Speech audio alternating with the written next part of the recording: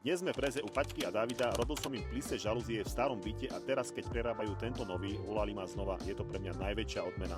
Sme v starej školskej bytovke, ktorá má viac ako 80 rokov, čakajú nás tieto holé stavebné otvory a poriadna výzva. Montujeme model Reva v dekore Dub Evok. Každý otvor na kľúčku musím presne vyvrtať, tu nie je priestor na chyby. Dávame čierne slimkovanie holy, je v bezotlačkovej verzii, takže žiadne upatlané kľúčky, čo každá mamina v mladej rodine ocení. Pri 80-ročnej stavbe steny nikdy nebudú rovné, tu som musel zárubňu dokonca zapiliť, lebo chýbalo ostenie. Poctivé akrylovanie to ale krásne začistí. Detail, na ktorom záleží, čierna matná slim kľúčka dodáva dverám ten správny švrnc. Pozrite si výsledok, Dub Evok v kombinácii s čiernymi doplnkami ten byt neskutočne presvetlil a zmodernizoval. Hotovo! Paťka, Dávid, nech sa vám dobre býva. Ak aj vy plánujete rekonštrukciu a chcete dvere bez starostí, ozvite sa.